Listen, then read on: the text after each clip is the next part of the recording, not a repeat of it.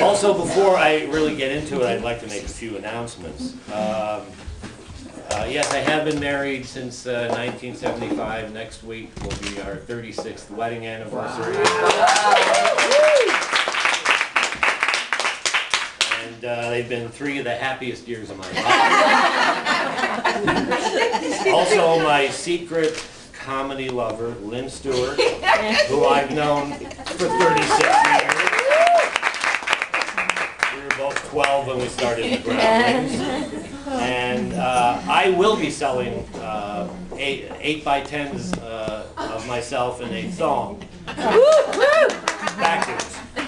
So that will be in the lobby there. Also, you know, there's been, before I get in, a lot of talk about our mothers, and from a different perspective as a son, having a mother who really didn't give a shit about me. The last time my mother, on anniversaries, that must be my mother calling. She heard you. Timing is impeccable. It'll be exactly 2 years that my mother passed away on my wedding anniversary. That's how I first that for the next 35 years. But the last time I saw my mother, you know, you get to a certain point where you learn not to argue with your parents, especially when they're in a home and they're suffering from a little bit of dementia. You just got to give in, throw in the towel, and just go along with it. So the last time I saw my mother, I came into her room at the hospital. She looked at me, she said, "You got fat." I said, "Yes, Mom, I got fat." She said, "When's the baby due?" I said, "I don't know, Mom, but you'll be the first to know." And she said to me, also my mother had a huge jewelry collection. She said to me, she said, "Did you sleep in the shirt?" I said, "Yes, Mom, I slept in the shirt." She said, "So wrinkled." I said, "Well, I slept in it." And she said to me, she said, "Did you get the diabetes yet?" I said, "No, Mom, I have not gotten the diabetes yet." She said, "You'll get it."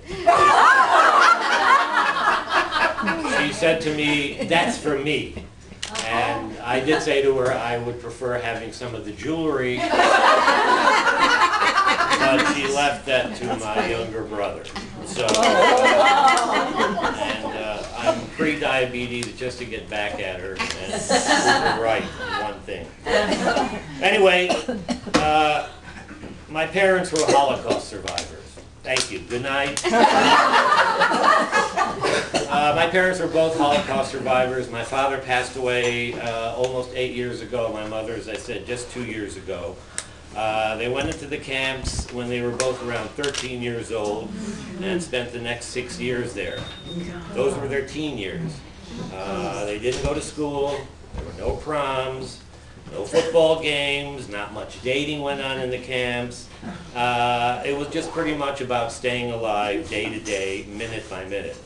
Now my father was a little guy. He liked to refer to himself as the shrimp.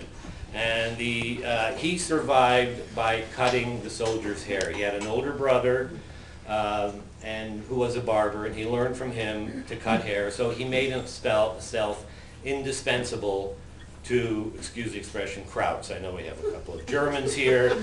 That's, look, it was, you know, I lost most of my family too. Not your relatives specifically. So my father made himself indispensable by being a wise guy and by knowing how to cut hair and how to schmooze. And so because of that, he had certain privileges. He would go from the men's camp to the women's camp, and they gave him a little bit more bread, and he would smuggle bread in from the men's side to the women's side, where 2 of his sisters were and my mother. Now, my father spotted my mother and took an immediate liking, which means she must have been a hot babe, because we're talking about, she had a shaved head and weighed about 80 pounds. I guess he was into the Sinead O'Connor look. So finally the war ends, and most of the survivors are put in DP camps, which are displaced persons, because Their homes are gone. My father lost all of his family except for 2 sisters and a brother, and his brother passed away from tuberculosis right after the war, and this was his brother, the barber. And so after the war, he traveled around Europe. They were both originally from Poland. He traveled around Europe looking for my mother. This was his mission. And they moved to Germany. They were displaced in Frankfurt, Germany. And my father finally caught up to where my mother was. And she was living with another woman, and my mother was engaged to a Polish soldier who was, I don't know, the war was over, but he was still fighting. This is what she told my father. I don't know. It was the only way the Polish could win a war, by fighting after the war. I don't know. So my father tried to convince her to leave with him, She said, no, what are you talking about? I'm engaged to a soldier. I'm living with a sister. So my father, not taking no for an answer, said, okay. He said, I'll come back. It's interesting, they both talk like Jackie Mason. He came back a few days later with a friend, and the friend was there to distract the other woman. And so my father begged my soon-to-be mother to come for a walk with him. She said, I don't want to go for a walk, but I take a little walk, not a long walk, a short walk. I don't want to go too far from the house, it'll get dark, and it's after the war, there's no electricity. So she took a walk with him, and he talked, and he talked, and he talked, and he talked, and he tried to convince her to leave with him. And she said, I can't, I'm engaged. He walked her to the train station, and she said, what am I doing here? And he got on the train, and she stood on the station, and he took her hand. He said, come with me, come with me.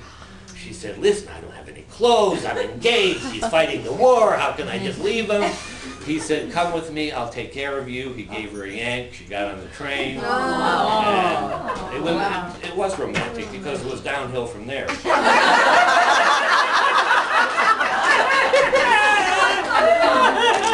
To my mother, after my father passed away, those were the good days. After the war, when they lived in Germany, before I was born, they had a daughter who passed away, and they blamed it because, again, this was right after the war, and the German doctors, and they did something, and so my mother became pregnant with me, and they didn't want me born there, but I couldn't wait, you know, it was time for me to come out. So I was born in Frankfurt, Germany, and my mother was not good at handling children, so even at that age I knew, because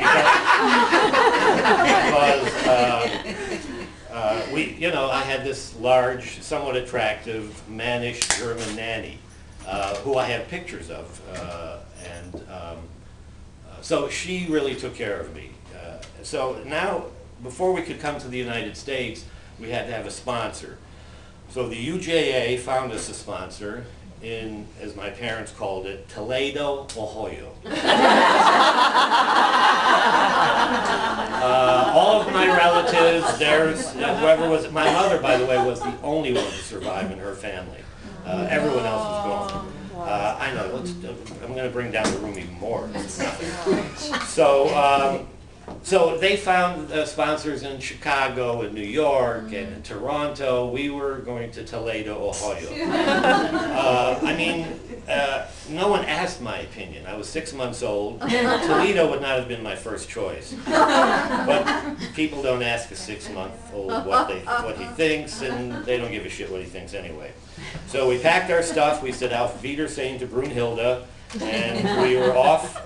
We arrived in New York. From there, we moved to Toledo, Ohio, where we met our sponsor, Mrs. Cannon. Mrs. Cannon was a short, cute little white-haired lady who was going to help us get acclimated in Toledo. We were also, once we moved to Toledo, my parents and myself, we had just doubled the Jewish population of Toledo.